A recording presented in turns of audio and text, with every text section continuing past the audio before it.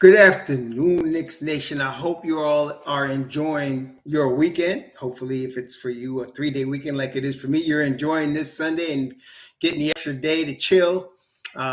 Blessings upon those that work in the healthcare field who are out here even today trying to save lives. Those also that are pick up garbage, keep our places clean even on Sundays, and those that make deliveries for our convenience. Double blessings on the men and women out here trying to help rescue, deliver, and recover 24/7, 365, the unfortunate children and teenagers that are victims of child molestation and pedophilia. People that are also victims of pornography and child pornography, prostitution, child prostitution, human trafficking, and sex slavery. Double curses on all the perpetrators of these things. Double curses on all those who make money from these things. And double curses on the perverts that create the demands that cause these things to exist. Finally, double blessings on the homeless. They are now over 600,000 men, women, children, families, veterans, senior citizens, homeless in the United States of America, sleeping on benches in parks and cars and vans and on the street. Blessings upon them.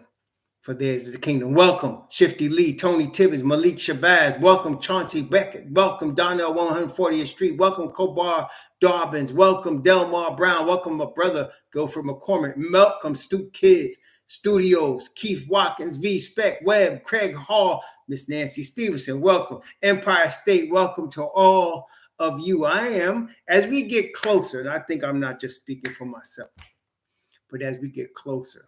Now, today is officially September 1st, 2024. And so that means that before the end of this month, it's going to be training camp. Before the end of this month, it's going to be NBA training camps. And of course, we in Knicks Nation are really only concerned with one team's training camp. That is the New York Knicks. Hey, Coach Hauser, how you doing, my brother? And yeah, it's coming up. You know, the time is flying.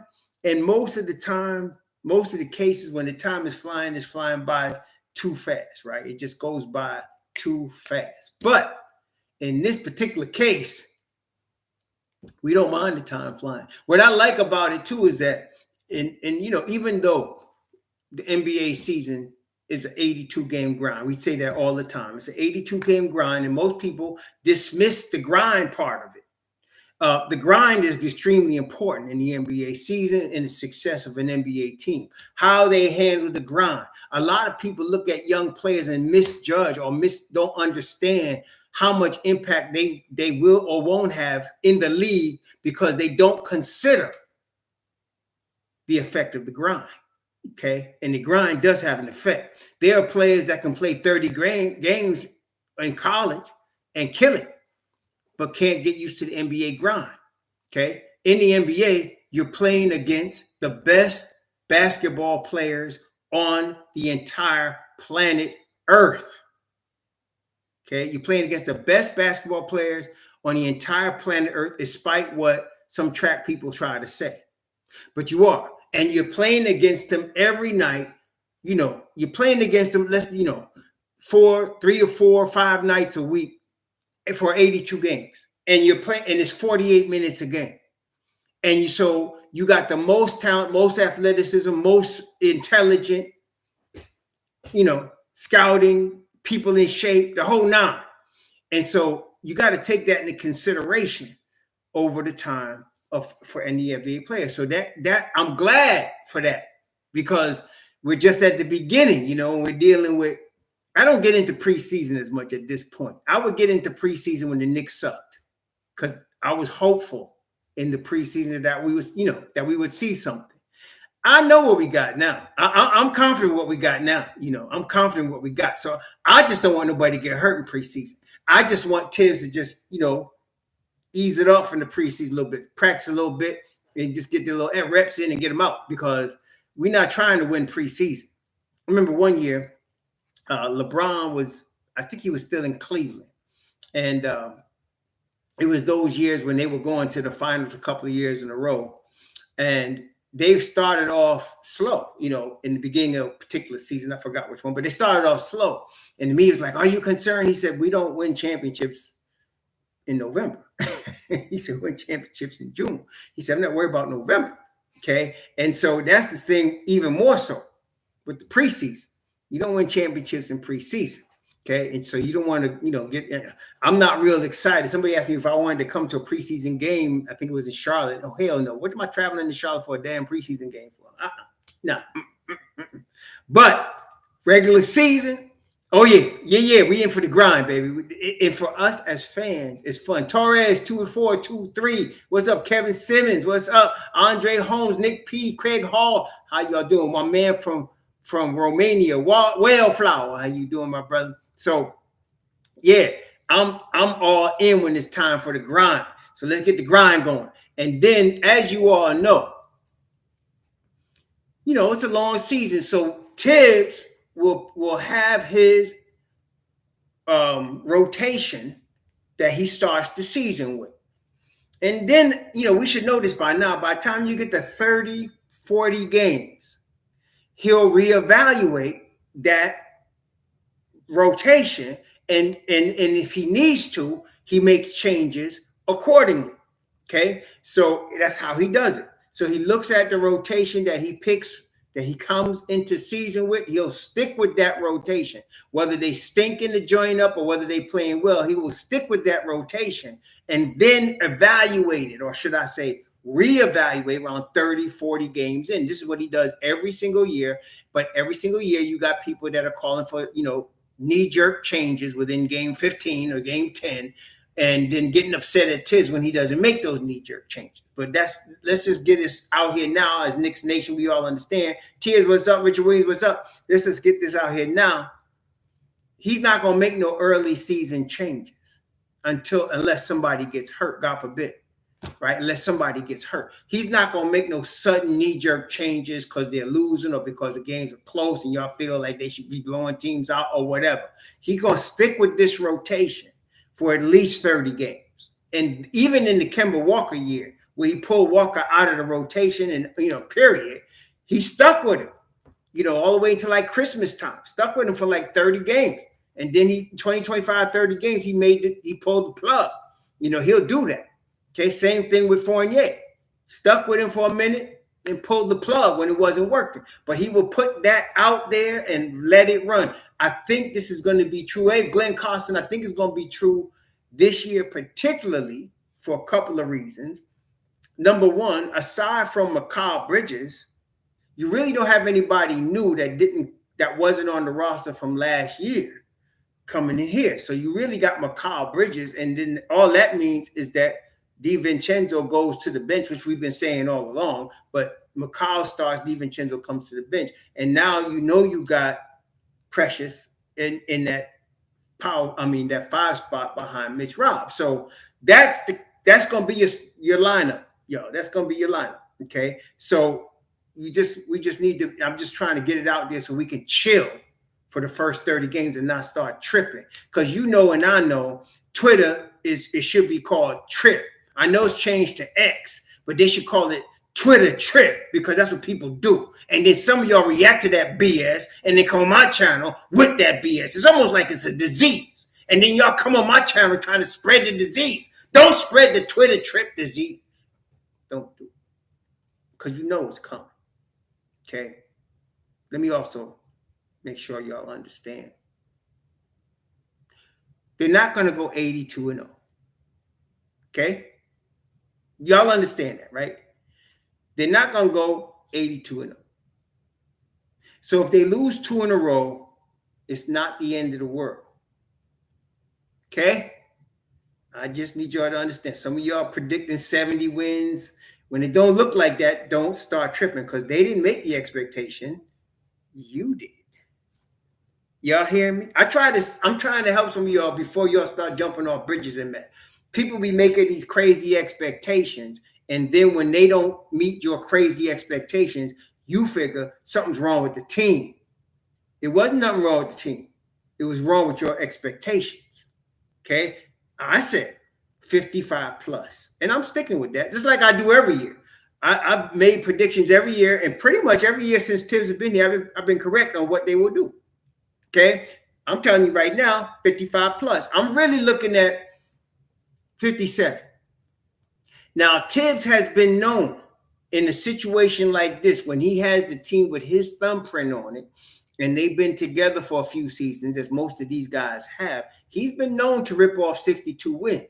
Okay, he's been known to do that. And I wouldn't be surprised if he did. But I am thinking 55 plus. Not only that, in the Eastern Conference, and y'all know this, a lot of y'all been following NBA a long time, they get more wins for some other reason. They have more 50-win teams in the West. That's not new. That's been going on since I can remember, even back in the 70s. That's been going on a long time. For some reason, they get more 50-win teams in the West than they do in the East. Generally, a 55-win team in the East is top 2 or 3. In the West, that 55-win team might be 4th or 5th. I don't know why that is. I'll be guessing, because like I said, it's been there like that. I mean, since the 70s, really, since Seattle Supersonics and then was winning champions. It's been a long time. So generally speaking, they got more wins in the West than they do in the East. The East has always been more dogfight. Okay. And again, I don't even know why, because these guys, they don't necessarily, like back in the day, teams used to draft players from the area in which they went to college a lot of times, but that's not happening now. So I still don't understand. In the East, is more of a physical grind type game. In the West, is more of a wide open 3-point shooting thing. Okay, athletic thing. In the West, it's like that. In the East, it's more of a physical, grinded out 92-89 type game.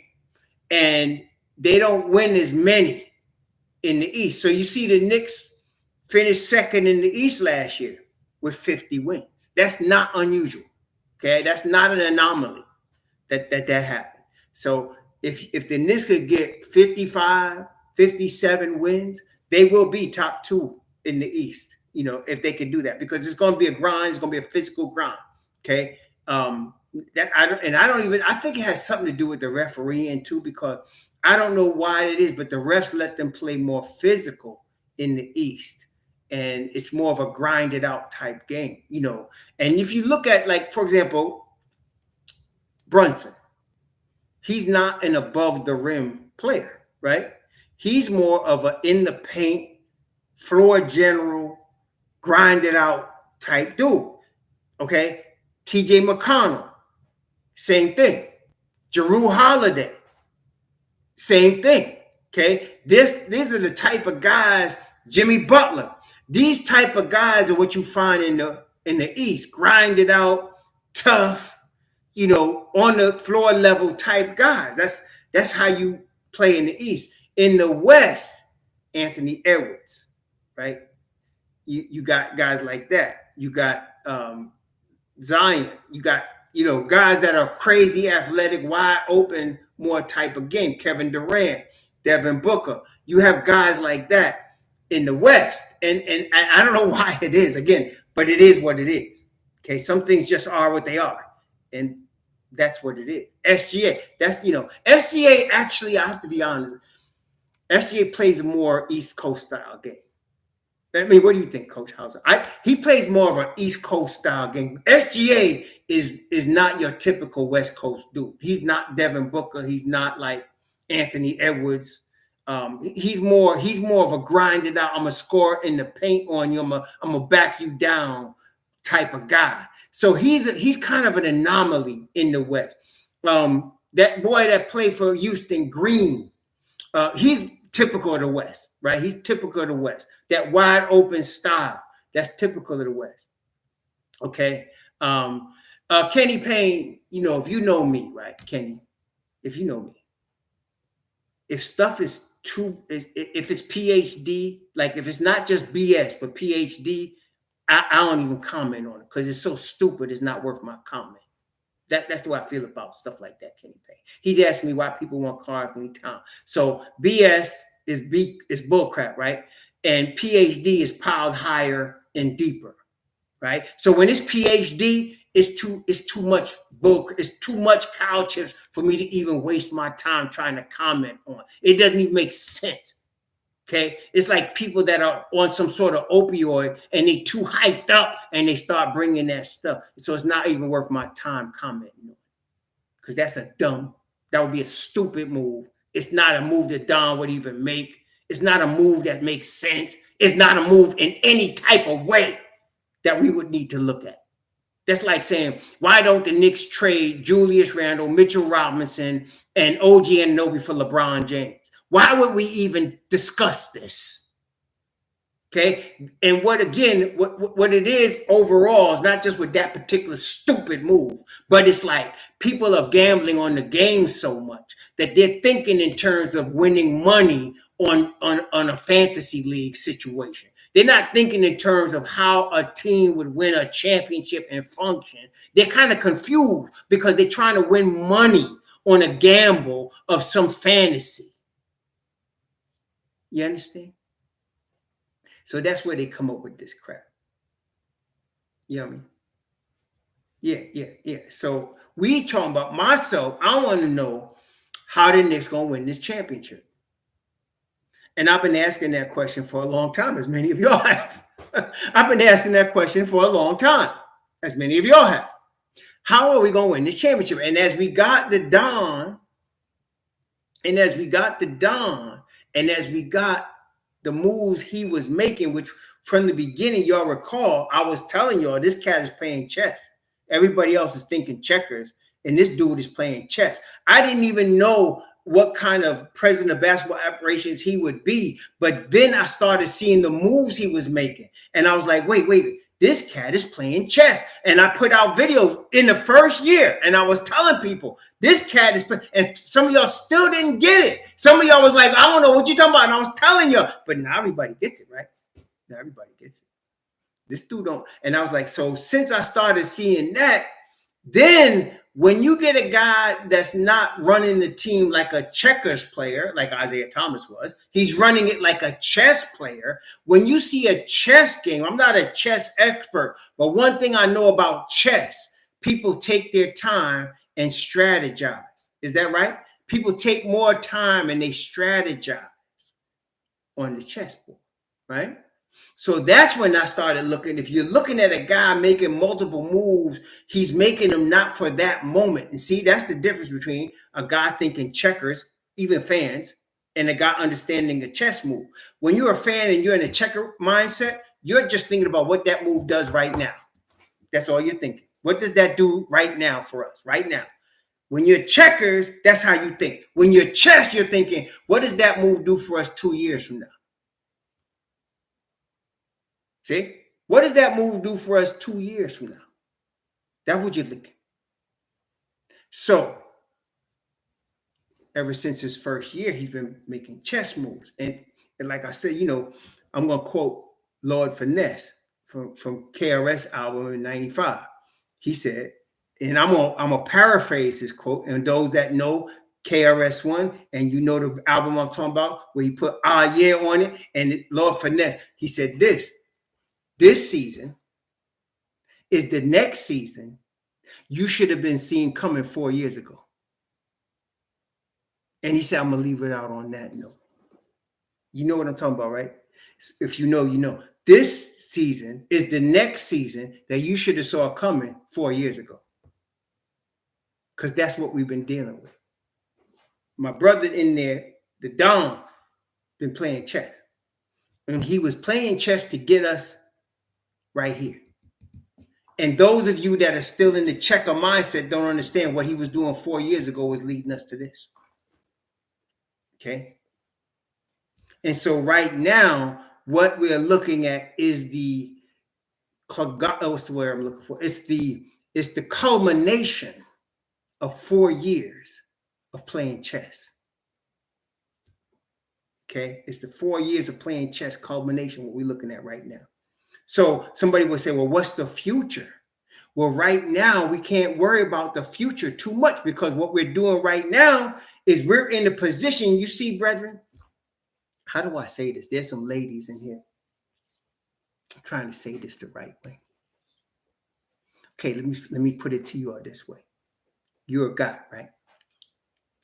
For Miss Stevenson's and all those that's in here. guy's trying to talk to this sister, right? He's trying to talk to the woman. He likes her. He likes her a lot. They dated a few times, and he decides, I think this woman is wife material. I think this woman's wife material. I think I want to have this woman for the rest of my days, right?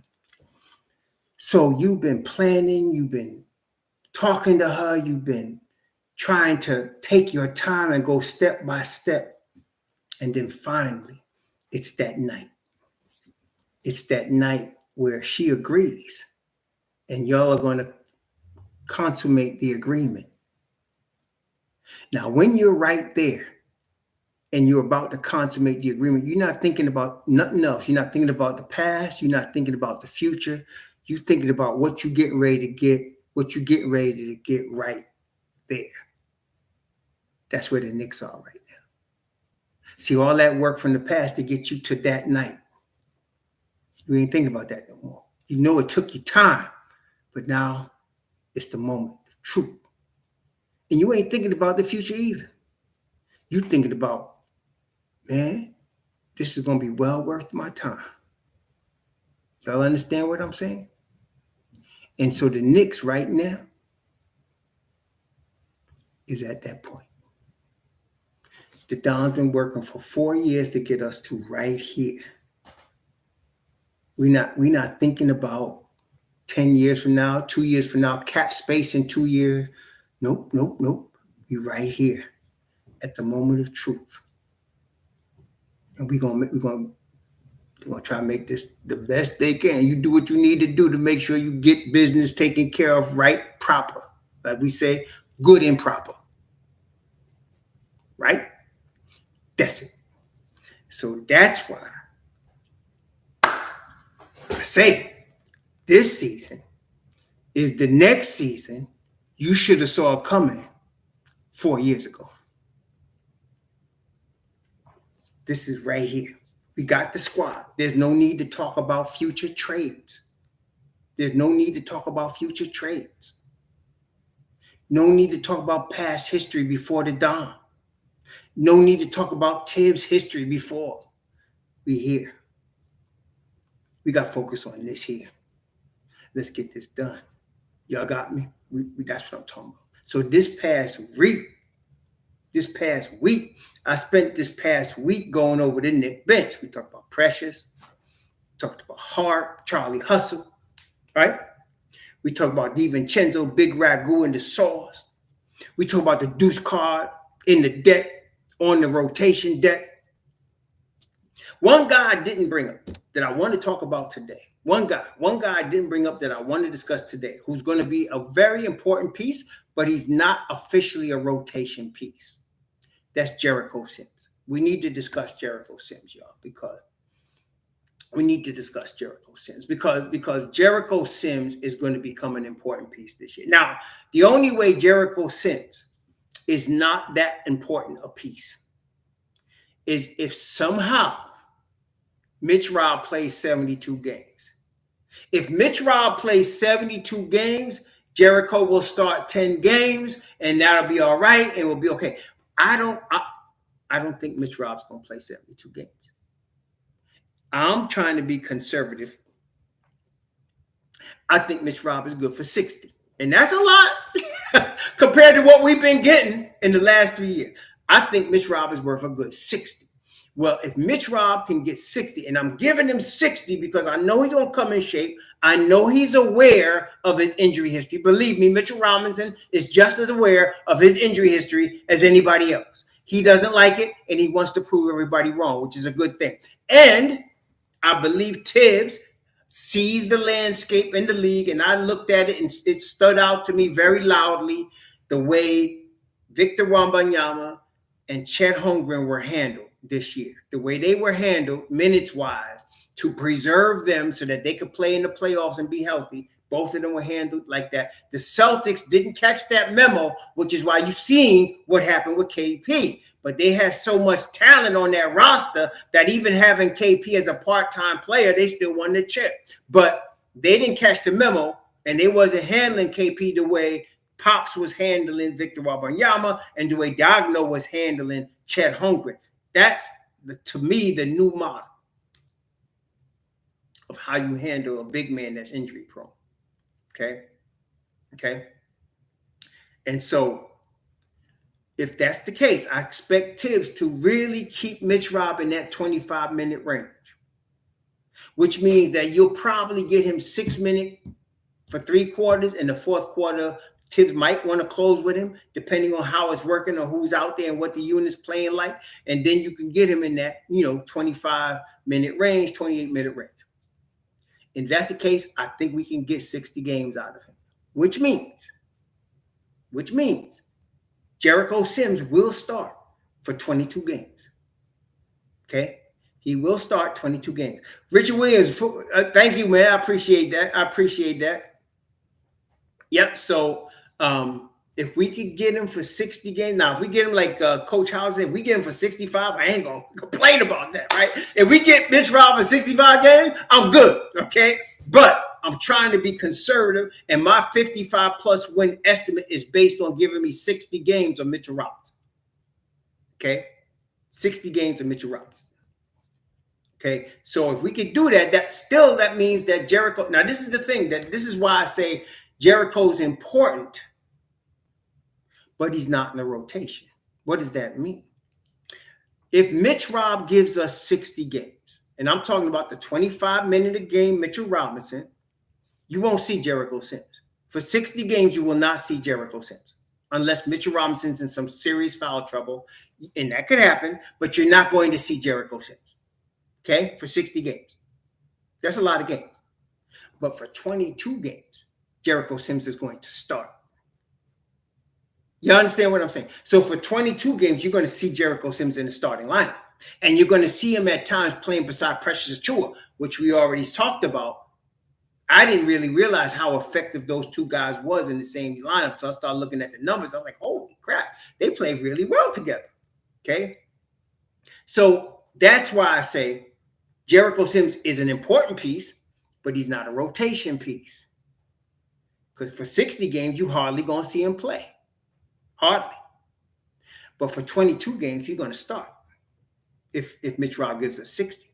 And even if Coach Howes is right, and let's say he gives us 65 games, okay, that means Jericho Sims is going to start 17 games.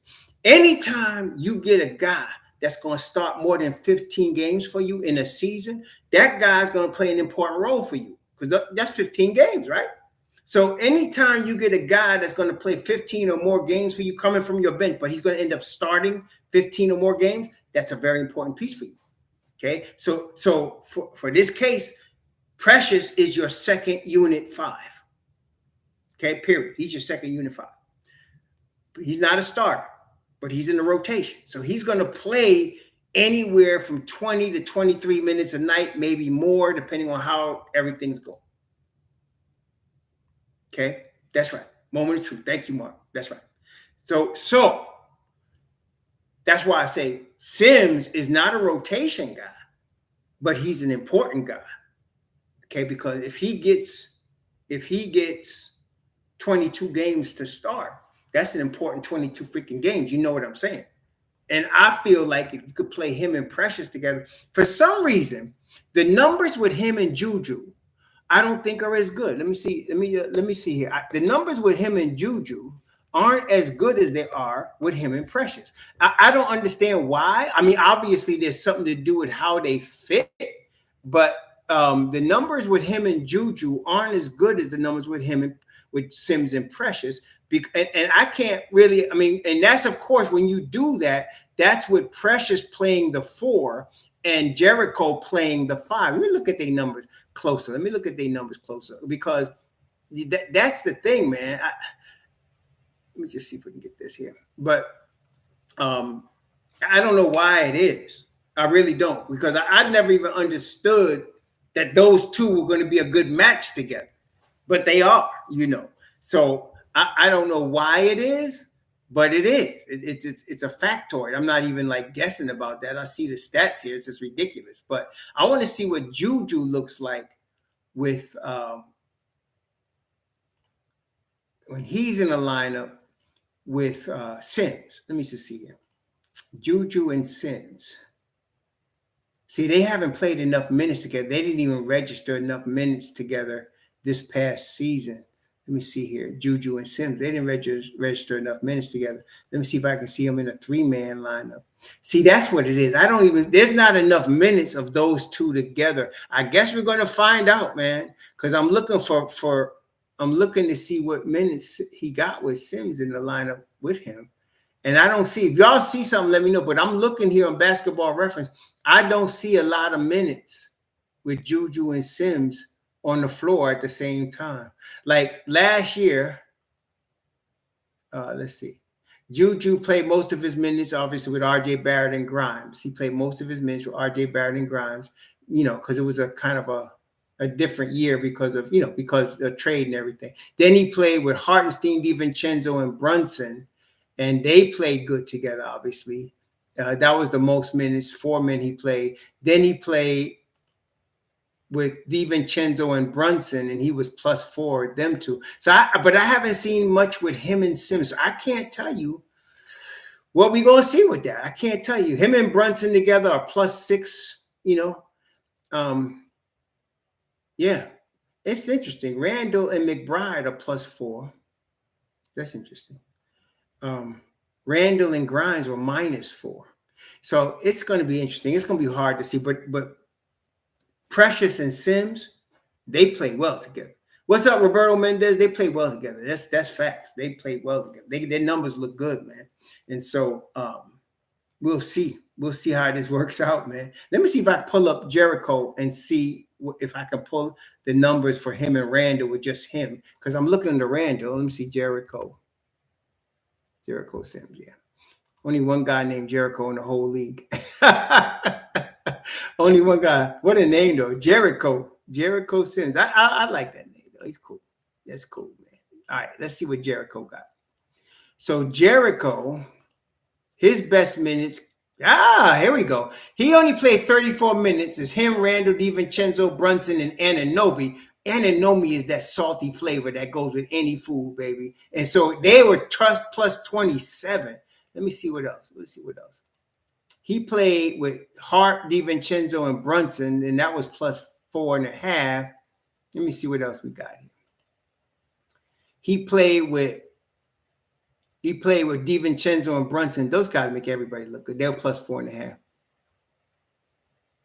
Let me see what happened with Brunson and Randall. Do we get any Brunson and Randall up in this piece? All right, Sims and Randall. Sims and Randall. Them two together, 119 minutes -7. 119 minutes -7. Him and Achua, of course, +11. +11. Yeah, we see what happens, man. We're going to see what happens. I would like to see Precious and Sims play more together.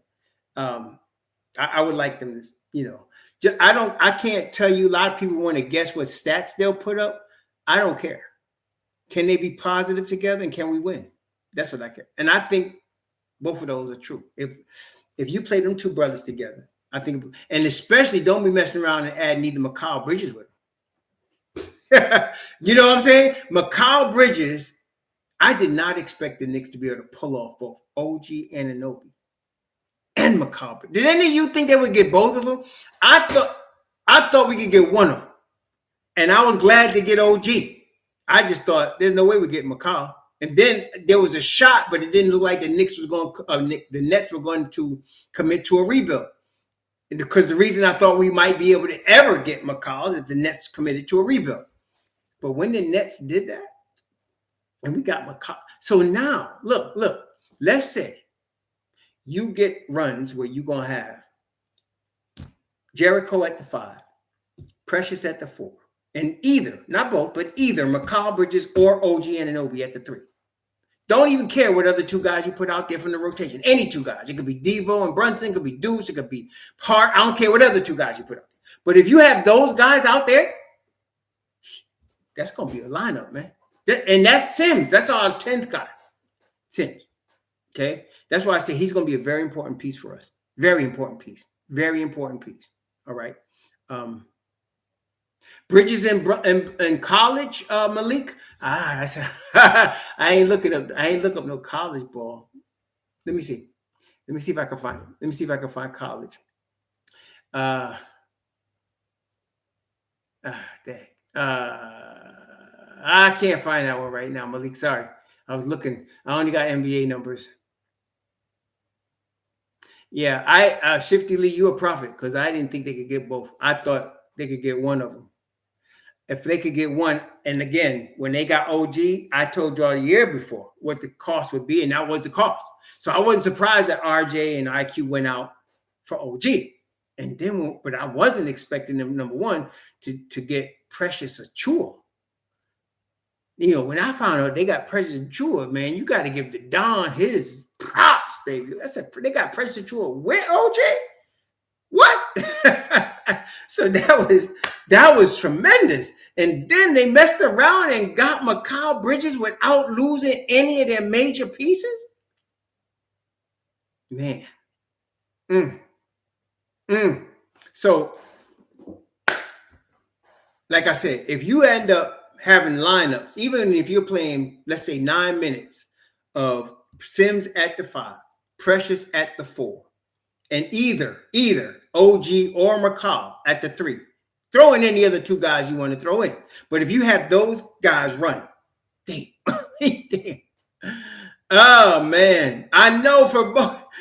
Oh man, that's what I'm saying. We're not thinking about future salary cap and signing Juju in the. Listen, man, can we get this chip right now? Can we? Some people trying to talk about dynasty. Hell with a dynasty. Can we win the chip this year? Can we get that done, bro? If we get that done, y'all understand. If the Knicks can win the championship, this ain't winning the championship in Boston or San Antonio or even Miami. If you win even LA, you win a championship in New York. What? What?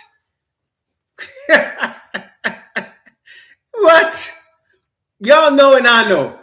It's going to be off the chain for the next 10 years if the Knicks win the championship. Brunson going to have his statue. Juju's jersey's going to be in the rafters. What? That's what I'm saying. Forget what we took to get here. Forget the future and trades in the future and all that BS.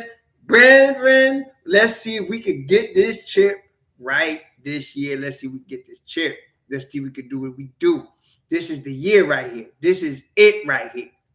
You mean? Let's see if we can get this done, man. Forget all that. That's why people talking about trades, and some idiots are still talking about Walker Kessler. And come on, baby, let's get with the program. We in this now. You know what I'm saying? Let's focus on what we got. Let's focus where we at. You know what I mean? Yeah. Don Corleone did this thing, man. This focus on what we got right here. This is us right here. We got the squad. We don't need to do nothing else. We got the team. Let's do what we do. Okay. Do what we do. It'd been nicer if we had Hardenstein. Y'all know, I know, it's fine. It would have been nice if we had Hardenstein coming into this thing, but no, we don't have him. Okay, great. We got Precious Achua. Let's roll with him. We got Jericho Sims. Let's run with him, and let's see what we got. Y'all know it. I know it. Let's do what we got to do. With me? So, shoot. Yeah, man. You right. Kevin Sims said, Kev, you ain't fronting though. If the Knicks, forget even the chip, if they were to be in the finals, if the Knicks were in the finals, if you hear on television, NBA finals, Knicks versus whoever, that's all you need to. What? Oh, man. Hey, I did. The Mets are still in the hunt for the wild card, right? We're in September, right? The Knicks are still in the Mets are still in the hunt for the wild card, as far as I know, right? I think the last time I looked, I haven't actually seen the Mets game. I've been following them in the stand, so I can't tell you.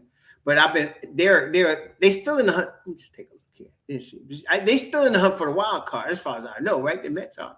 Let me just take a look at this. Let me see here. Standing. Take a look. Let's see what we got here. The Yankees, of course, the Yankees are in first place in the East, as you expect. The Yankees are perennially in first place in the East. But let's see here. I want to see what the wild card looks like. Wild card. Let's see. What's the Mets talking about? The Mets are 2 games behind the Diamondbacks, Braves, and Padres for the wild card spot. 2 games behind the wild card. How many teams? How many teams get in the wild card? There's 2 wild card teams, y'all. How many teams get in the wild card from the NL West, from the West and American League? How many teams from each league get in the wild card? I ain't even see. Is it 3? All right. So truck talks. So there's 3 from National League and 3 from American League that get the wild card. Am I saying, or is it 3?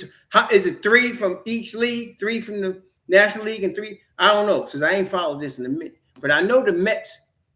Okay. So the Mets are right now, actually, them and the Braves are tied. Them and the Braves are tied. The Braves are 74 and 62. The Knicks are the Mets are 72 and 64. No, the Mets are 2 games behind the Braves. 2 games in loss column behind the Braves. Plenty of time. They could do, and the Mets are 7-3 in their last 10. See, this is when I start getting interested. I don't be watching them in July. I damn sure don't be watching them in May because the Knicks are playing. But when it comes September and October, that's when I'm paying attention to baseball. So I'm going to be watching the Mets now. They may disappoint me, but then again, I've been dealing with that most of my life.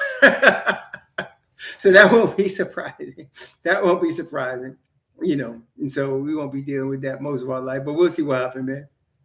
But yeah, if the Knicks get to the finals this year, yeah, y'all, it's like that. So coming into this season, that's why I'm saying I am so focused on what the Knicks have right now with this 9-man rotation plus Sims. Cameron Payne is really situational. I mean, really. So I'm not worried about Cameron Payne. To me, he'll come up big if he needs to, in key spots. That's his specialty. But I'm not worried about Cameron Payne. But I tell you what, Cameron Payne will play more than Tyler Kolek. y'all do know that, right? All you tripping, dripping, Tyler Kolek swinging on nutsack, Tyler Kolek people.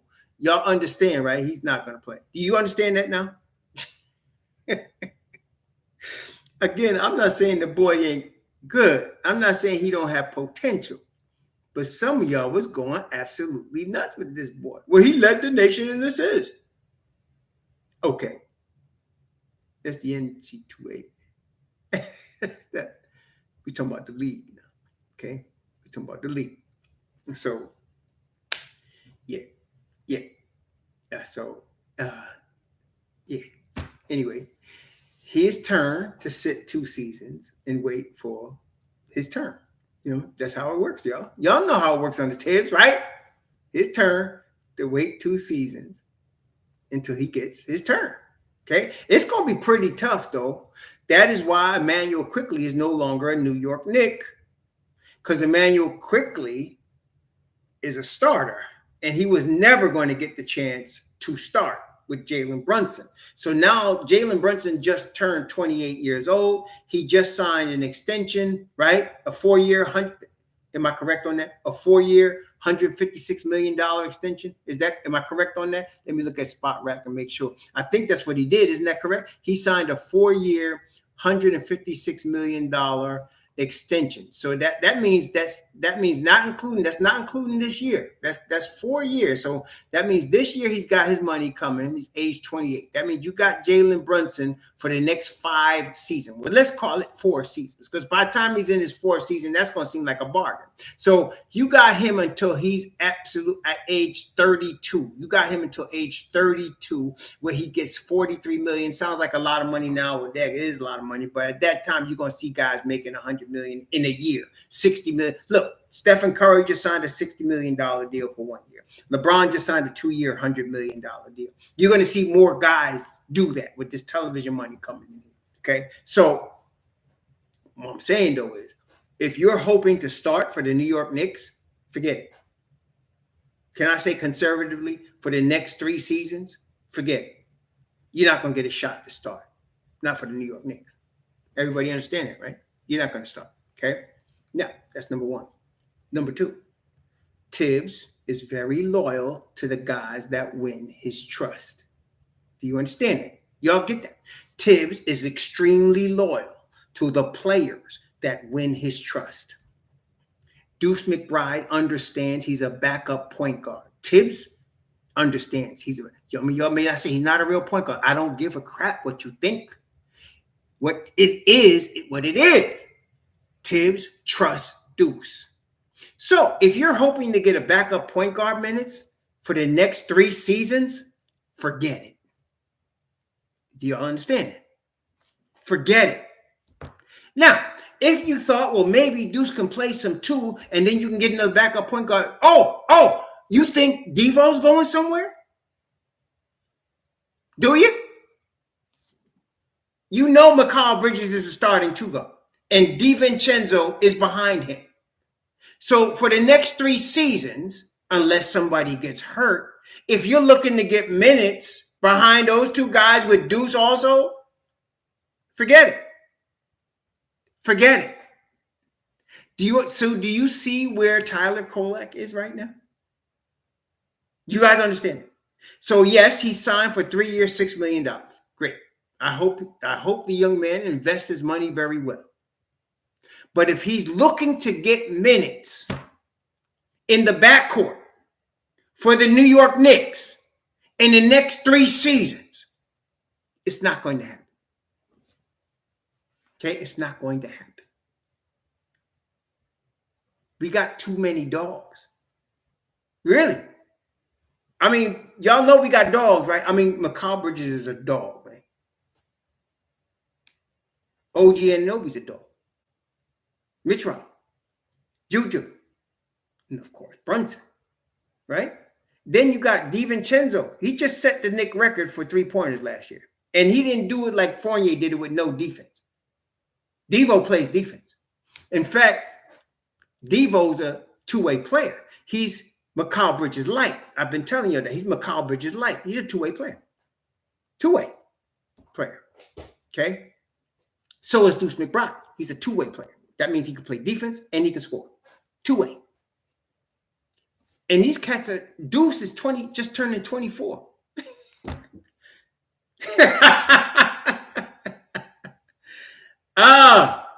And that's the thing, Shifty Lee. You what Shifty Lee just said? Kolek won't play this season, but Cam will. And why is that, Shifty Lee? Shifty Lee, follow that up. Why? Because Tibbs trusts veterans.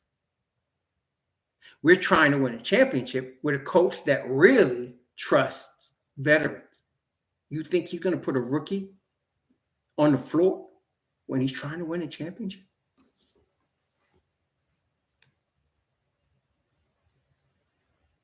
So Kolek's in a tough position. And somebody said he's going to be a trade piece if we need to make a trade. Okay? Because if things go the way we'd like them to go, the only real trade piece that might be available is one of 2 guys. It's either Mitchell Robinson or Precious Achiuwa. That's the only real trade pieces you're looking at for the next 3 seasons.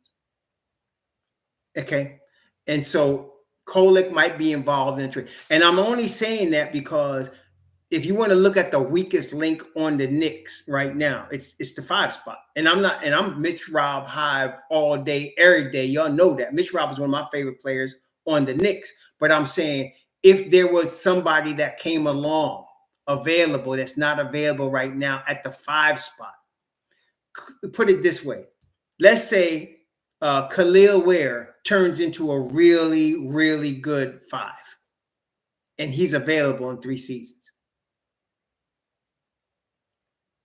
I don't know. I don't have no crystal ball. I don't know. I'm just saying some scenario like that 3 years from now, okay? Khalil Ware be 24, and if he turns into a monster,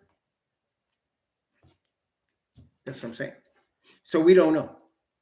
We don't know what's going to happen, okay? Okay? So we'll see. We'll see what happens. Because Precious, I would hate to lose Precious. I really would. But let's, if Precious is a New York kid, he's got all of the earmarks of a Taj Gibson type guy. Tibbs loves him, and he would love him more after this season. But if you can trade Tyler Kolek and Precious for Walker Kessler, would you do it? Testing 1, 2, 3. In fact, let's make a poll. Let's make a poll out of that. Okay, let's make a poll out of that.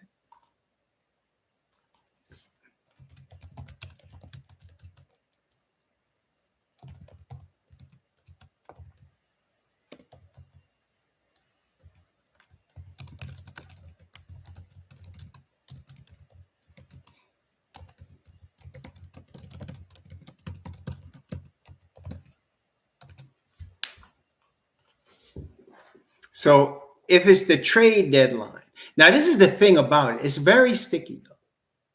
This is very sticky. And I will tell you why.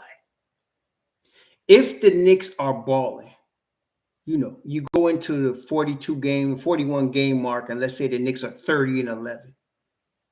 You ain't trading nobody. You hear what I'm saying? If you go into the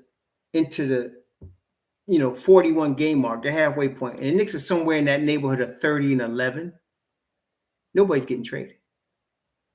Because teams don't do that. You don't break up what looks to be a championship run. For whatever reason, you don't do it. Okay? That's just the league. So, yeah. I don't know why. My thing is still, what is that thing? Buffering. I don't know why it's still buffering. But, yeah, so it's sticky. If the Knicks are 20, if you get there and the Knicks are 25-16, you might see a movement. Maybe, because you got to also remember Tibbs' teams play better in the second half of the season. And also it depends on Jack the Ripper, who is stupid. He just gets plain stupid. So if the Ripper gets too stupid, that may not work either. You understand? So, and I'm going to tell you something else. Y'all, I just want to remind y'all. Again, it's still buffering. I don't know why it's buffering. But I just want to remind y'all. There are several reasons for trade rumors. And we should consider all the reasons. There's 4 major reasons for trade rumors. Okay? And you should consider all 4 reasons and try to make a reasonable conclusion or hypothesis from the 4 reasons for a trade rumor. Number 1 reason for a trade rumor is the team that's looking to acquire a specific player.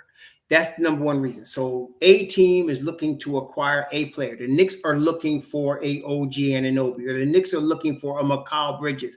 That's why or the Knicks are looking at kicking the tires on Donovan Mitchell.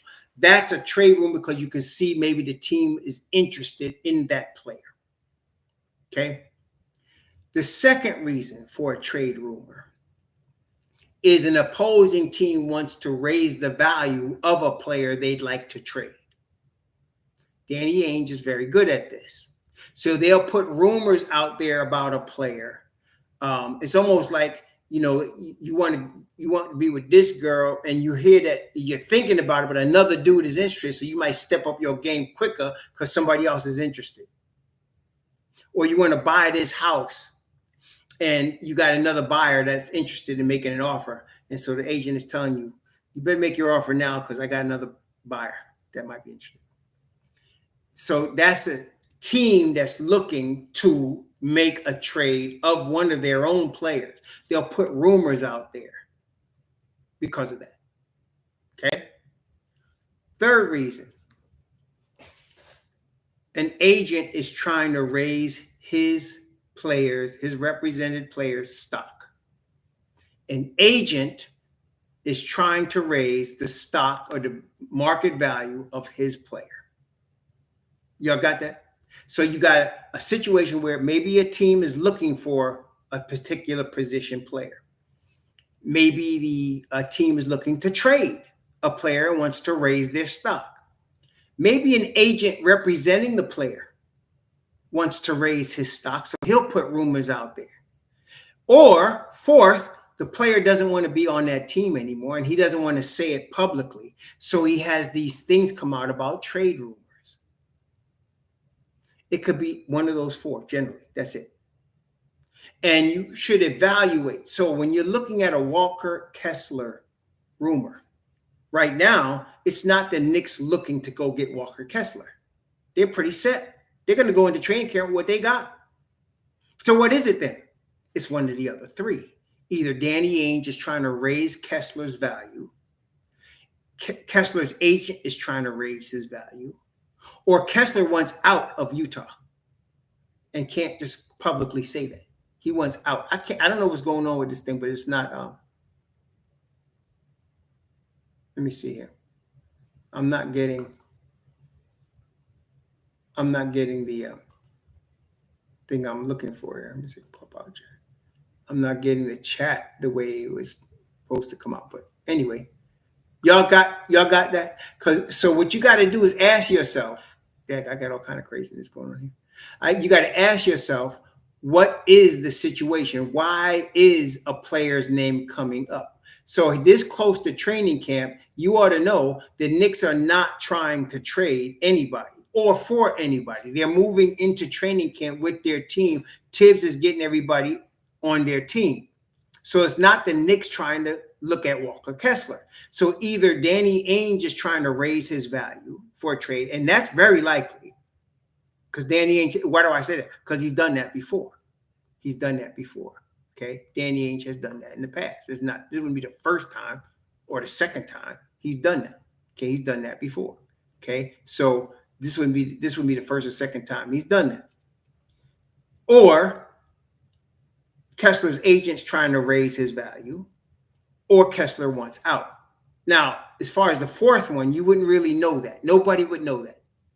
Because players that don't want their reputation damaged wouldn't say that. So no one can say Kessler wants out. You take that off the table. You can't say that. Because it looks bad on the player. Look, let's go back and look at some realistic stuff. Do you think Mikal Bridges wanted to join the Knicks when he was sent from Phoenix to the Nets? Do you think Mikal Bridges would have liked to join the Knicks when Brunson came there? What do y'all think? So Brunson's there, Josh Hart is there, DiVincenzo is there. What do you think? Do you think Mikal Bridges wanted to join the Knicks? I think it's a high percentage he wanted to join the Knicks. But he would not say that because it would ruin his reputation. It would think he's doing a Carmelo Anthony and trying to force his way out of a team that has him under contract. That looks really bad. Okay? It looks really bad. So no player wants to be the guy that wants out and forcing his way out. So that leaves the other two. Either Ainge is trying to raise his value, which is probably likely because, like I said, he's done that before. Or Kessler's agent is trying to raise his value.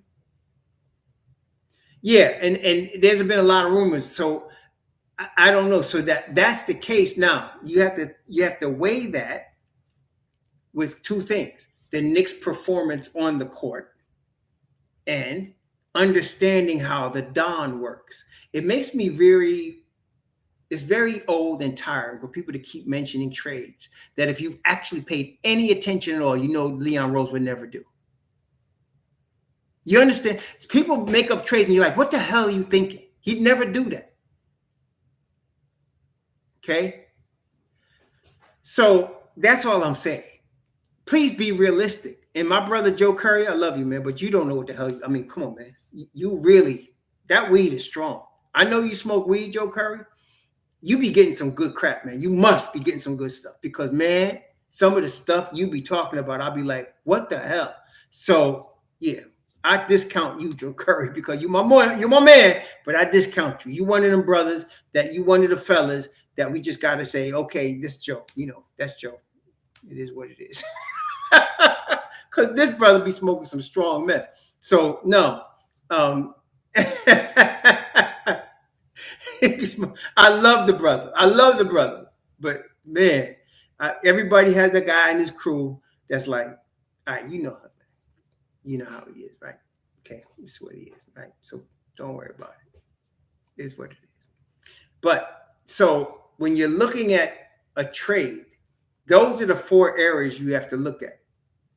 Okay, those are the four areas. So if the Knicks go into the midway point of the season and um and he no, Joe Curry, people don't look at it like that. And Joe Curry, please listen carefully. This is not just for Joe Curry, but for anybody that thinks like this.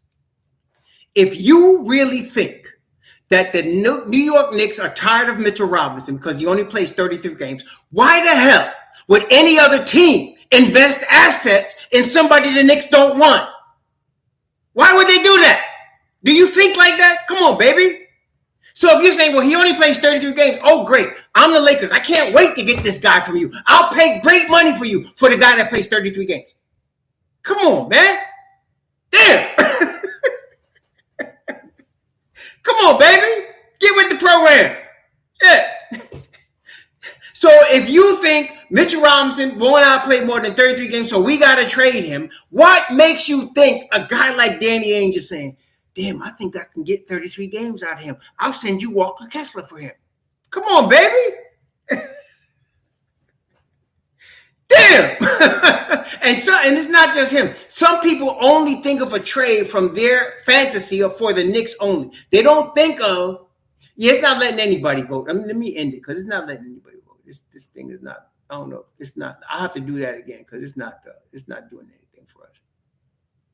Yeah, it's not doing anything for us. But that's what I'm saying, Joe Curry. What the hell?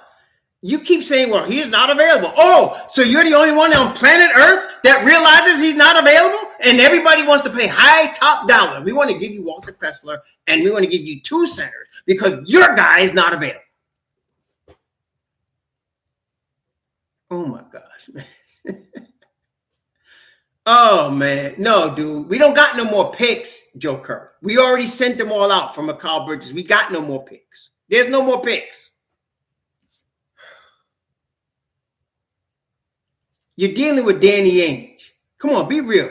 Damn. So now what I'm saying is if the Knicks go into midseason and they're winning, okay, they're winning. Mitchell Robinson is playing, he's gotten from 41 games, he's played 30 games or 32 games. And you get like you're 30-11 or something like that. They're not making no trades.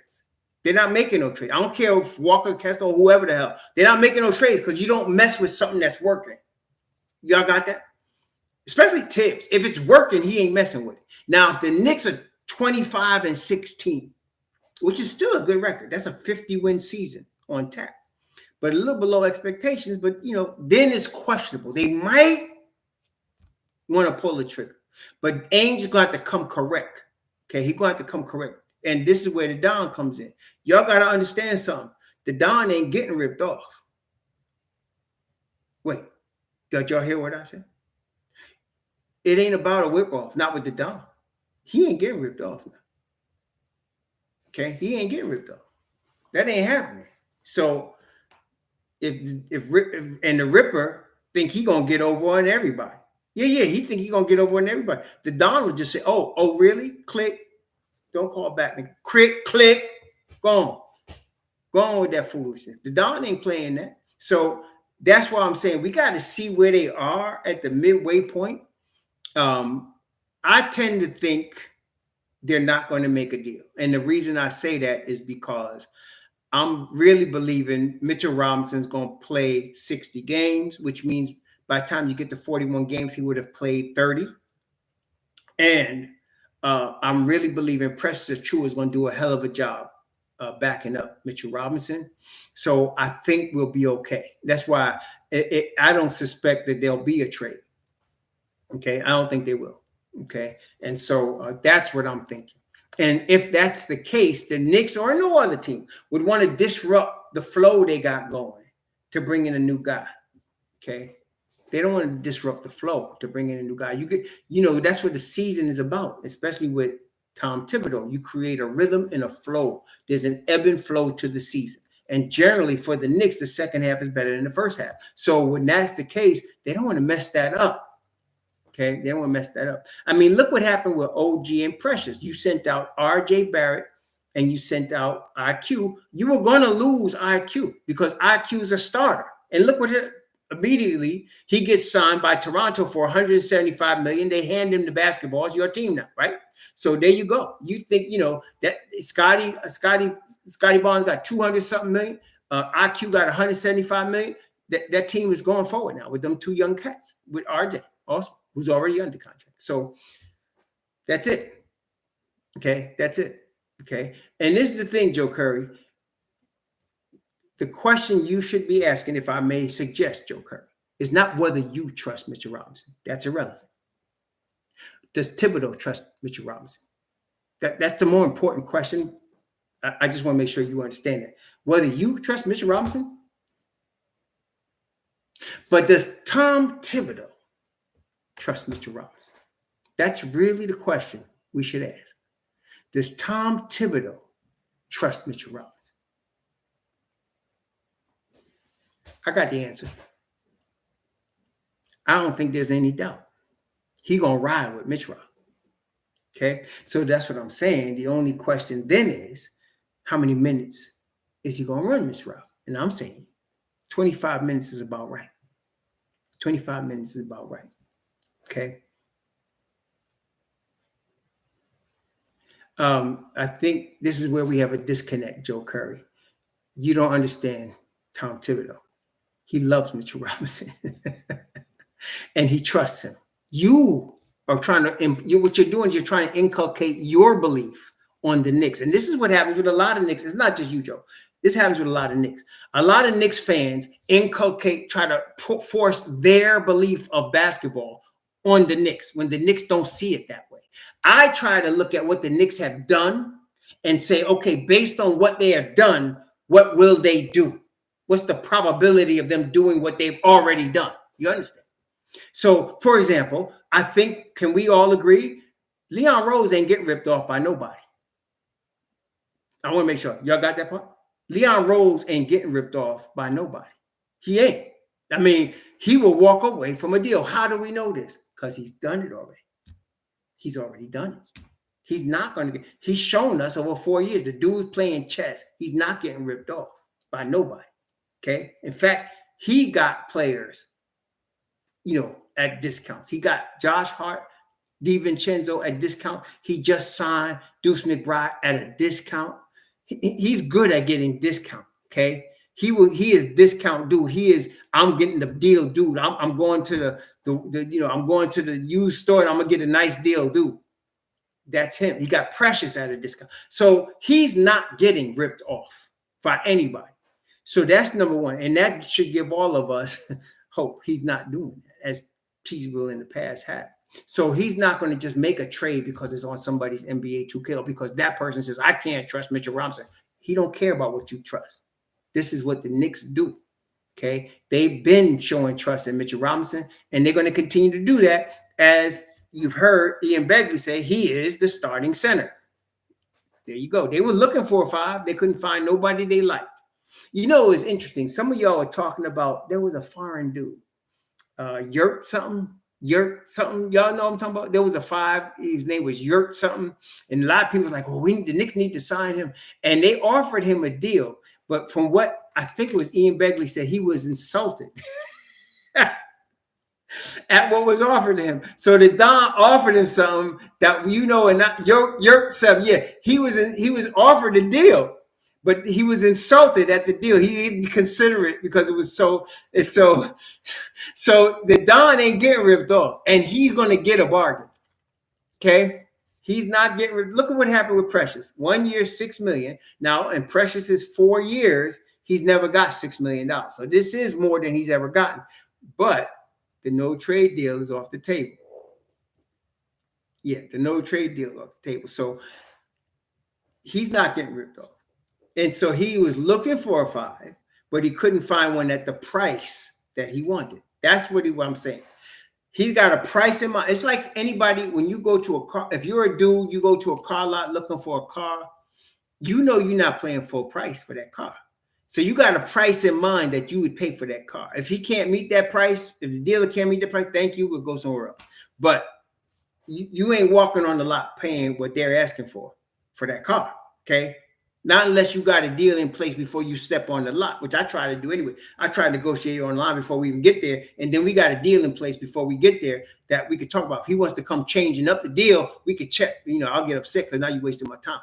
But we get a deal in place before we get there. Okay. Okay. So there you go. Well, Joe Curry, Cameron Payne is situational. And I don't think they want to trade him because they signed him to a $3 million deal as a situational guy. And if you follow Cameron Payne's career, when he was in Phoenix, when he was in Philly, where else was he? But I know Philly and Phoenix. He's a guy that will hit big shots for you in the playoffs. He's not a guy you want to depend on. He's like he's like a Alec Burke type guy. He'll hit some big shots for you in the playoffs. And so you don't want to start him. You don't want him to be a major player on your team. And so you're not worried about trading him.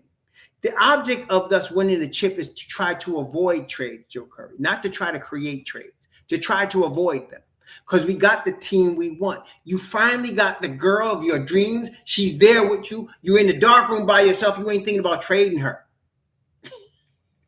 You got your mind on one thing, and you want to get that done right. That's where the Knicks are right now. Okay?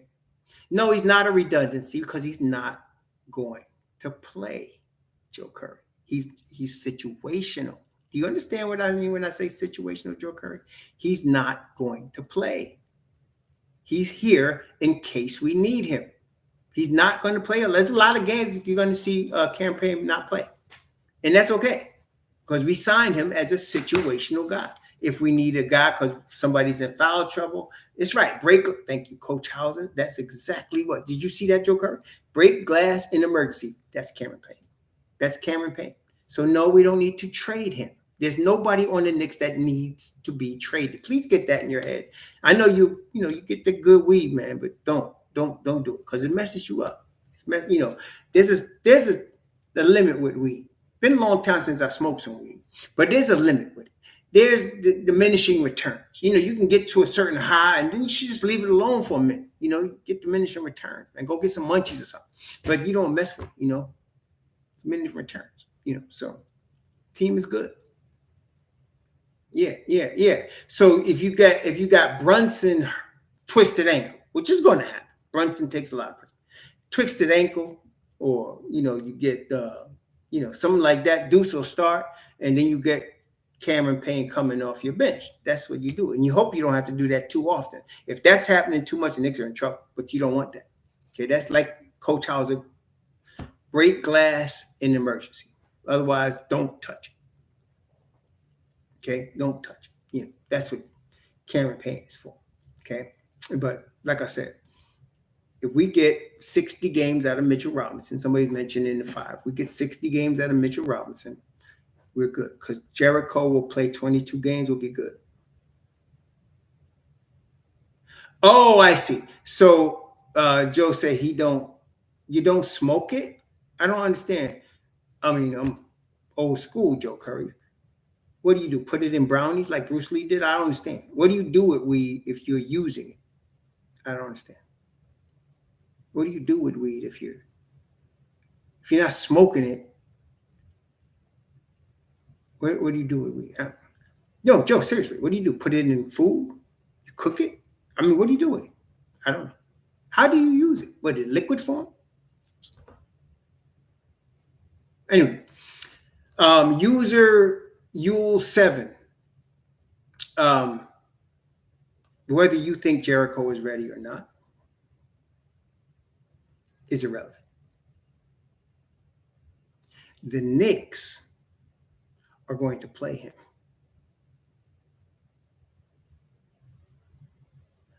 Oh, I see. So you do smoke it, Joe Curry.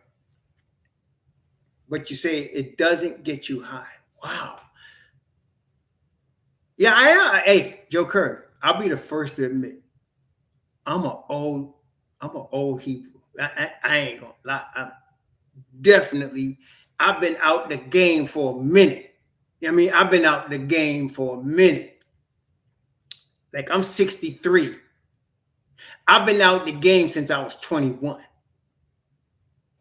I got married when I was 23. I ain't know nothing about dating nobody. I don't know nothing about apps for dating. I don't know about weed. I don't know about none of it. I've been out the game for a minute. When I was in the game, a nickel bag got you 5 good joints, a dime bag got you 10. You could get a half ounce for $20. My understanding is those prices are fantasy land now. That's where I was. When I was in the game, you could go on to 100 and you can go on to Lenox Avenue and 116th Street in a deli. Go in there and they had a list like you have a food list, and you say, I want the black. What you got? You got the gold today? Give me a nickel bag of the gold. What you got? The guy, so I got this African black. Okay, give me a half ounce of that for $20. That's the way it was when I was in the game. But it ain't been like that for a minute. In fact, I've been hearing stuff is so expensive, man. If I did smoke, I'd need to get a doctor's prescription or something because I wouldn't be messing with it. For me, yeah, that was late 70s, early 80s, Joe. Late 70s, early 80s. I think I stopped smoking weed in 82. Yeah, 82. I stopped smoking weed. That's the last time I smoked weed. 82. Yeah. That was the last time I did it. So it's been a minute. I ain't gonna front. So I'm totally out the game, totally old, totally ignorant to the weed game. I do know people, my daughter smokes the weed. She really believes in it for medicinal purposes, though ain't nothing wrong with her. She's still using it. She likes to smoke weed. It is what it is, And I got friends that smoke weed, I got good friends that smoke weed. And I ain't judging nobody. I understand. You know what I mean? It is what it is. But I think even weed, has its limits, right? And so somebody would be naturally questioned when somebody come up with some craziness, right? Dude, maybe it's the weed, right? I mean, right? Say, damn, what'd you say? Damn, maybe it's the weed, right? Like right now, myself, I am fruit-based. I eat a lot of fruit. But I still have my protein. Like yesterday, I had me some chicken. Day before that, I had me a steak. But I do eat a lot of fruit every day. I eat a lot of fruit. Somebody can say, my wife say, "What's wrong? Are you eating too much fruit?" So she questioned the fruit. Maybe it's the fruit, and I'll be like, "No, it's not the fruit." Yeah. So here in Florida, it's illegal to purchase marijuana, at least at this point. But they do have in just my little town, there's at least 4 medicinal weed dispensaries. And I'm telling you, I live in a 55 and over community. And I would say conservatively, at least 30 to 50% of the inhabitants of this community, which are 55 and over and mostly Caucasian, smoke marijuana. Okay. I'm not even lying to you. Because of their ailments or whatever, they smoke marijuana. A lot of people smoke weed. Matter of fact, I got a neighbor and she's always shaking because she got that Parkinson's. And I said, why don't you try some weed? And her husband said, I told her. These are old white people. Her husband said, I told her. All the neighbors offered her. She don't take it. She said, I ain't trying that. It's illegal. I said, all them pills you take, you might as well smoke some weed and see if that works. Yeah. So I would say between 30 and 50% of the people in my development use marijuana. So it's not, yeah, that's what I'm saying. But this is the thing, Guilford. Everybody that uses it that I know in my development, they got a medical professional saying they could use it. Like everybody's using it legally. Like nobody's buying it like on the black market. They're getting it from these dispensaries. There's at least 4 dispensaries in my town. There's at least 4. I would say within 20 miles of my house, there's at least 4 medical marijuana dispensaries, at least. Okay. And so people are getting it from their doctors. Their doctors are writing this prescription and they can go get it. And they share it. They share it, man. I'm telling you, that's the way it is here. I was even shocked, especially I'm in red district, Trump country, Florida. And these old white people smoking weed. I'm telling you, they getting their doctors to write them a prescription and they smoking weed. They doing it, man. You know what I'm saying? Uh, so yeah. Like I said, I've been out the game for a minute. But look, if I had cancer, especially glaucoma, if I had issues like that, before I had them giving me some, some pharmaceuticals, I'd go right to my doctor and give me a weed thing, man. Let me go run it over here and see what this is about. You know what I'm saying? So I would do that too. Shoot. Maybe I'll be thinking of some crazy trades too, man. I'll be thinking of, yeah, man, let's definitely trade the whole team and let's get LeBron.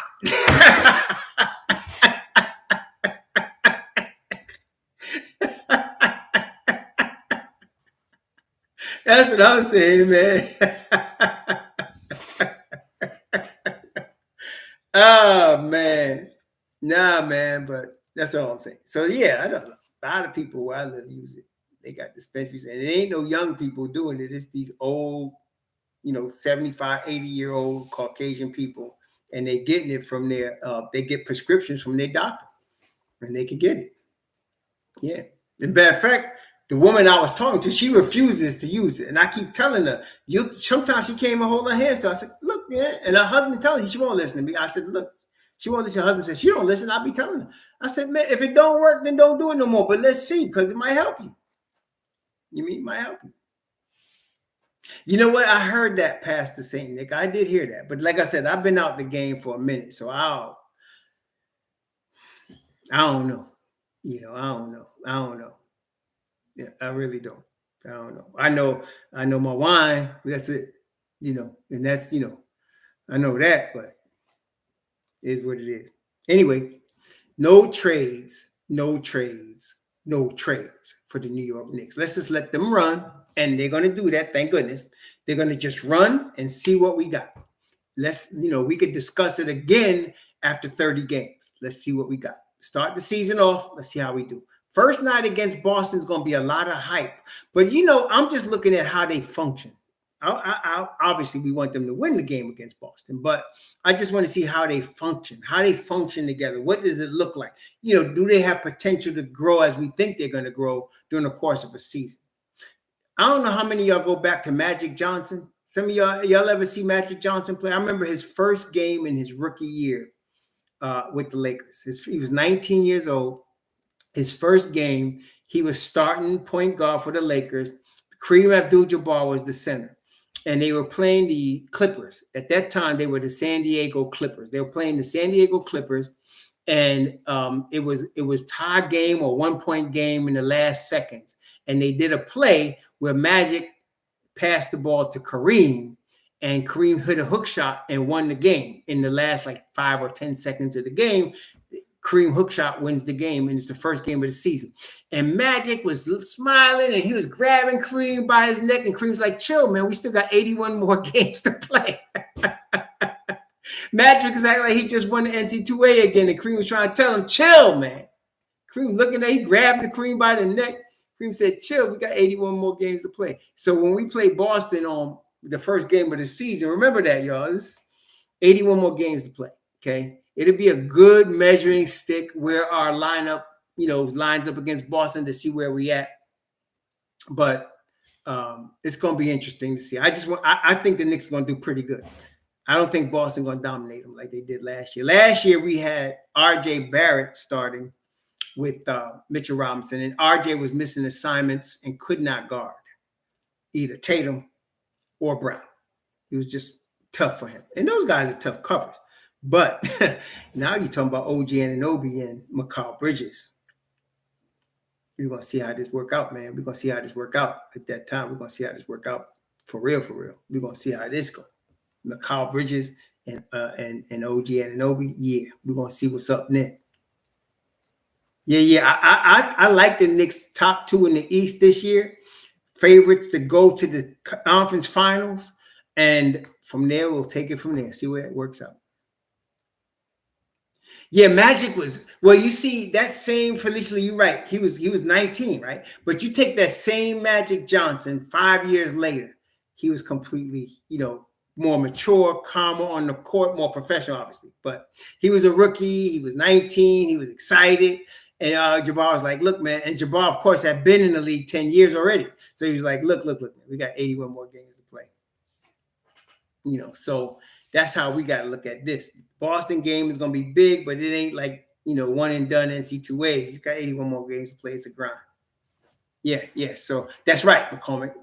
Brown and Tatum got to guard our two guys as well. But of course, Boston is equipped. All five starters can guard all the Knicks starters. So, I mean, can't sleep on Brown and Tatum. I like the matchup with them and Mikal Bridges and OG, and but they're going. Derek White is really good. We know Jrue Holiday is really good. This is not gonna be easy, y'all. This ain't gonna be easy. So the Knicks, honestly, I feel like though the Knicks got the better bench, and that's saying something because Boston got a hell of a bench, but I think the Knicks got the better bench. I think the Knicks do. So when we're playing our bench guys against their bench guys, I like our chances. I like our chances in that scenario. Our four guys coming off the bench, I like better than their four guys coming off the bench, and so I'm very, it's gonna be interesting. Yeah, it's gonna be something. Even though TJ McConnell is Deuce McBride's kryptonite, I'm gonna tell you something. Peyton Pritchard ain't. Okay, and Pritchard's good, but the Deuce card gonna have something for his ass. I ain't right. The Deuce card gonna have something for his ass. I ain't worried about him.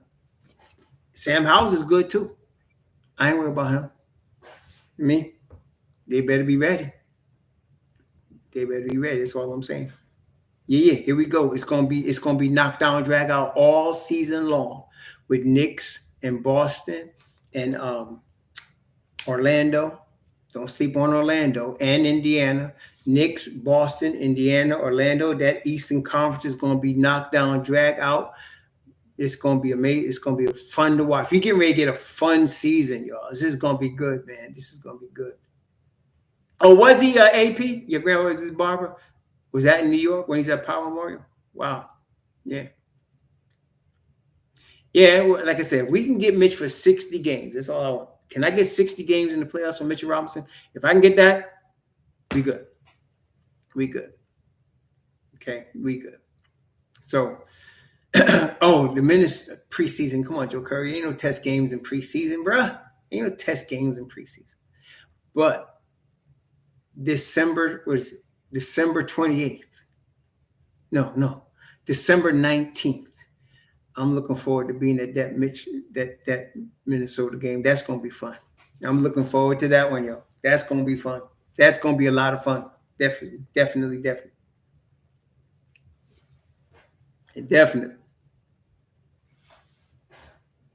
Yeah, that's what I'm saying, Felicia Lee. I agree with you. If we can get 60 games out of Mitchell Robinson, and I believe we can if Tibbs running this right. I think we good. Shalom, Hazak. What's up? Kazak.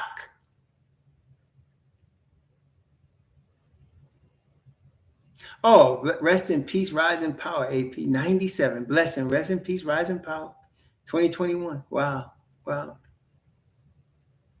I'm with you, Joe Curry. Boring 65 wins. Go with that. Oh, yeah. Pearl Washington from Brooklyn, went to Syracuse. Oh, yeah. At that time, Pearl Washington was of the same he was contemporaries with Mark Jackson, I believe, at that time. It was Mark Jackson, right? Mark Jackson, Pearl Washington, and Kenny the Jet, right? Kenny the Jet, Mark Jackson, Pearl Washington. They were all like coming out similar time, right?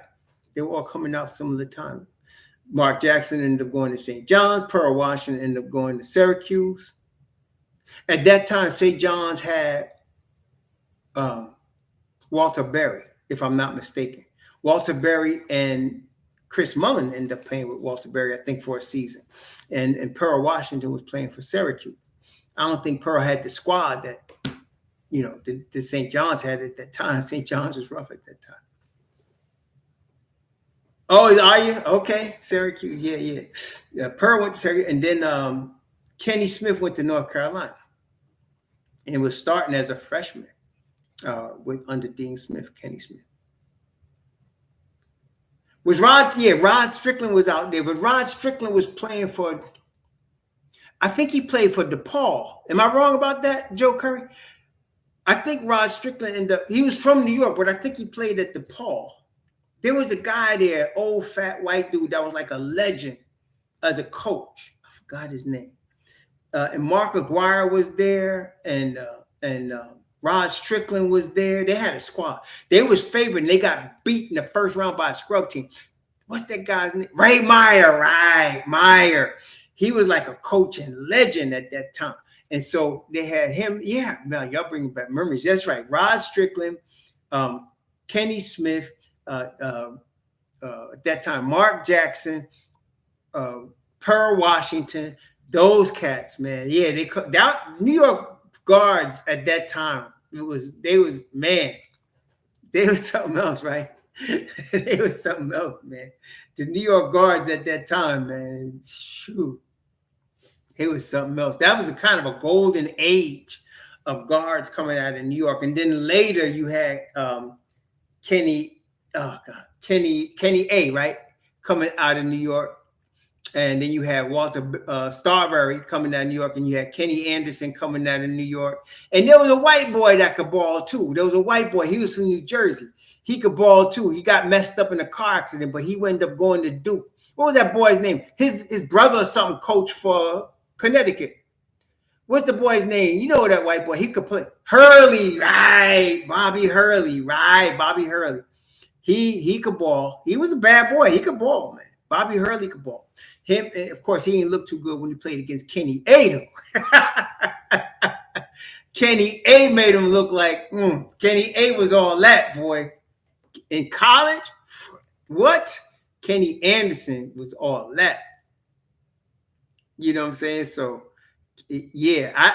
So is Bobby Hurley the dude that's now coaching at Connecticut? Or that's another Hurley? Because there was their father was a coach. And there was a couple of Hurleys out there, and they used to confuse me. They all come from like St. Patrick's or St. Anthony's or something like that. They came from like St. Patrick. There was a school in New Jersey. It was called like St. Anthony's. Y'all know what I'm talking about. If you're from New York, you know. Our high school team beat their ass too. I remember that. Our high school team beat them. They was St. Anthony's or something. Our high school team beat them though. We beat them in New Jersey. We went to New Jersey and played them on the floor of Rutgers University. And we beat their ass. Yes, we did. Yes, we did. Danny Hurt, thank you. But they're related though, right? Building blocks, they related. Bobby Hurley related to Danny Hurley, right? They are related, right? They related, right? They brothers or something, cousins or something. They brothers. They look alike too. You could see that. When I see them, that's why I confuse. When I see the coach at UConn, I see Bobby. I'll be watching. I'll be seeing. But they're going. Bobby Hurley could ball now. Yes, what I'm saying. They was in New Jersey. That's where the Hurleys play high school ball. Isn't that right? Didn't they play high school ball in New Jersey? The Hurleys, both of them. And I think one of them, the coach. Yeah, St. Anthony used to be a powerhouse back in the 70s and 80s. I don't know what it is now, but back in the 70s and 80s, they used to be a powerhouse.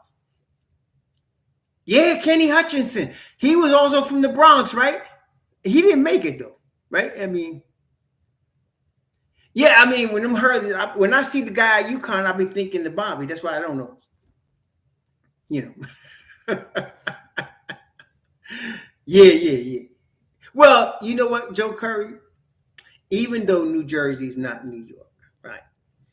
New Jersey's kind of, when you're talking about basketball, you kind of got to include New Jersey in it, especially if you're talking about Newark, right? You're talking about Newark and them schools there in the northern New Jersey area. You kind of got to include those teams, even though they're not New York. I mean, but if you meet a dude from Jersey, if you from New York, you kind of know the difference, but it's hard to tell.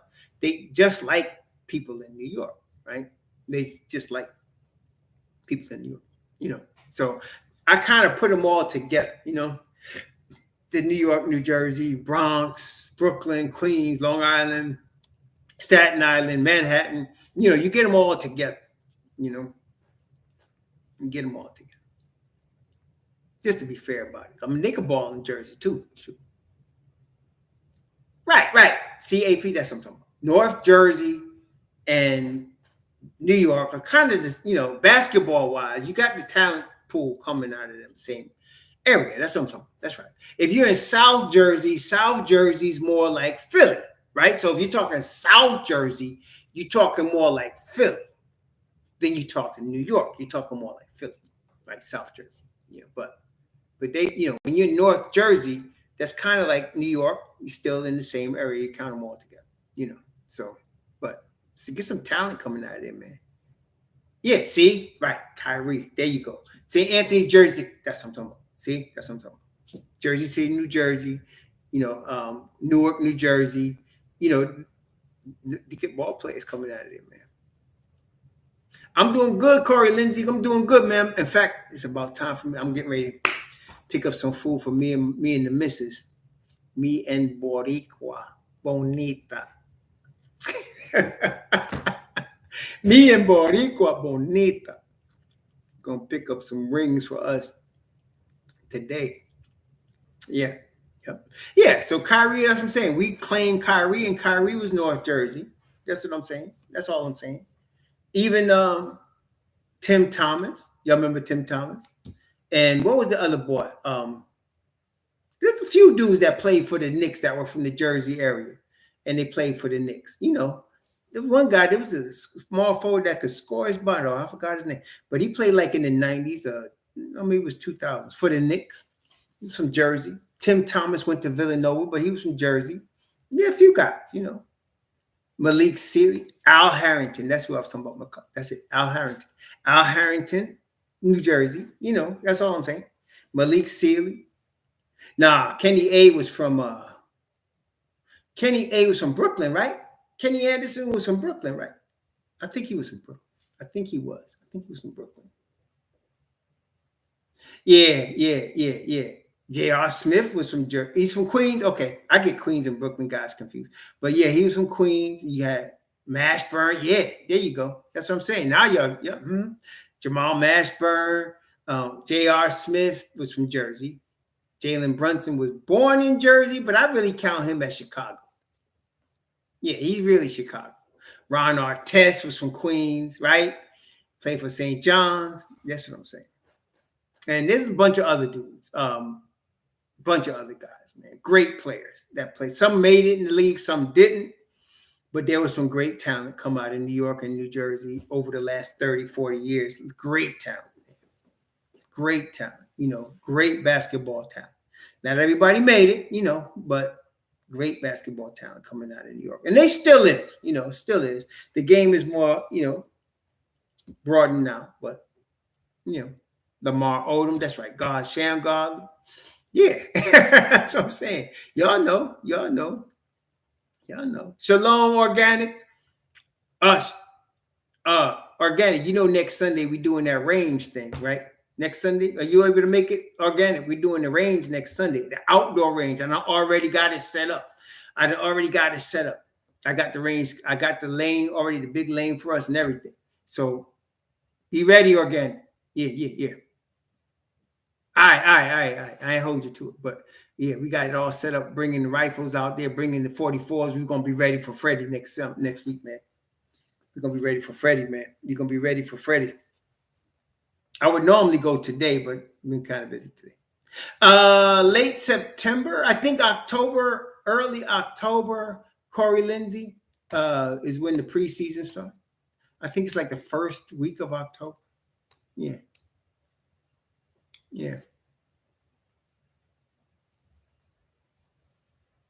Oh, okay. Got you, man. Yeah.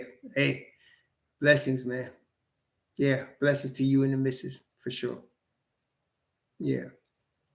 All right. Time to go get this chicken, man. Hey, listen. Always fun, Knicks Nation. Always fun, y'all. Always fun. Always fun. Always fun. Yeah, blessings. Organic uncle-in-law, his wife's uncle passed away at age 96 recently. He's handling funeral arrangements for her. Blessings and prayers for his family.